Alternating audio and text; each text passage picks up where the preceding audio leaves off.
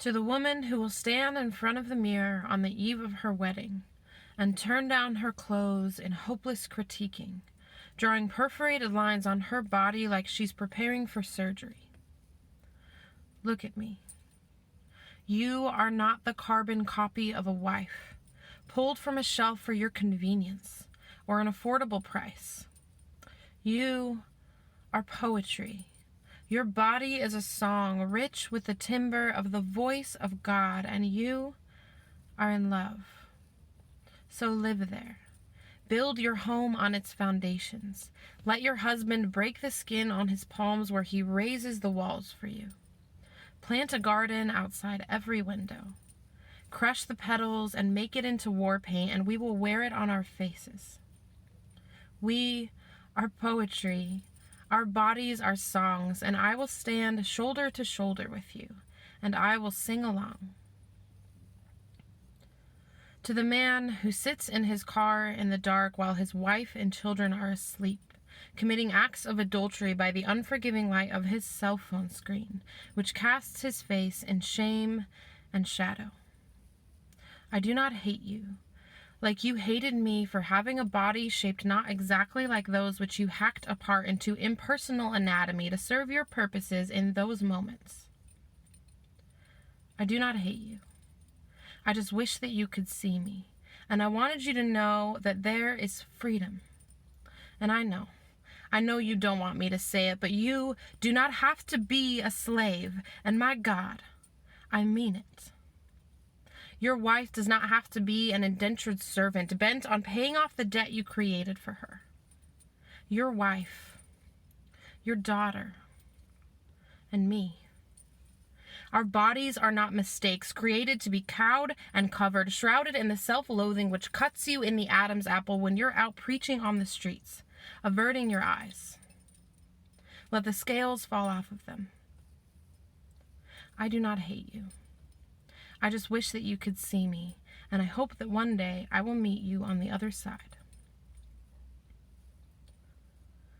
To the woman who falls asleep in her bed like she's clinging to a raft, poorly crafted, while the water pulls her beneath the surface of unspeakable dreams.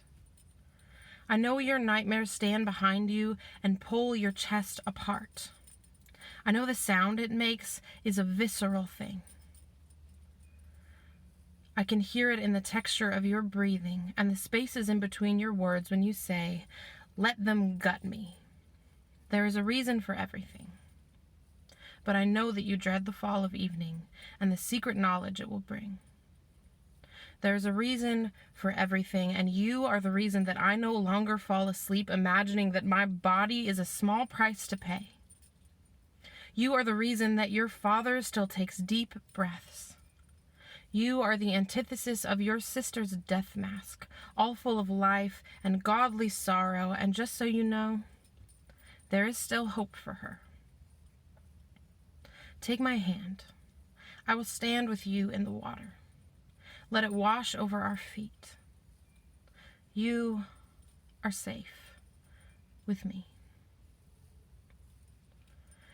To the man who sometimes still finds himself trapped in his mind, with his fingers pressed against the railing at the bridge he almost gave his life to, listening to the sound of water and rain and the dial tone.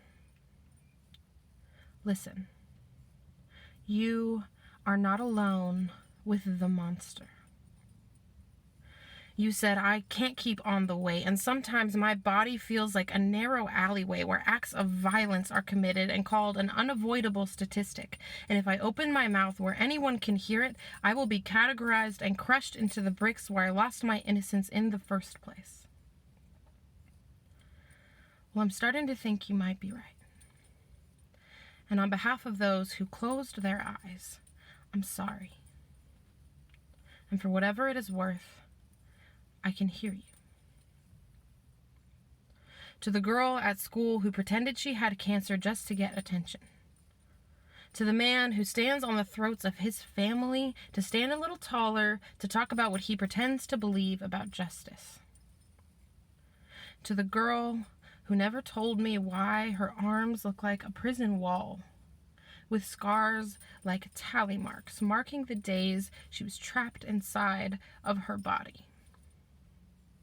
To the man who only recently became free from his demons and saw his wife clearly for the first time in 30 years. To my friends, to my family, and to the ones who call themselves my enemies, I love you.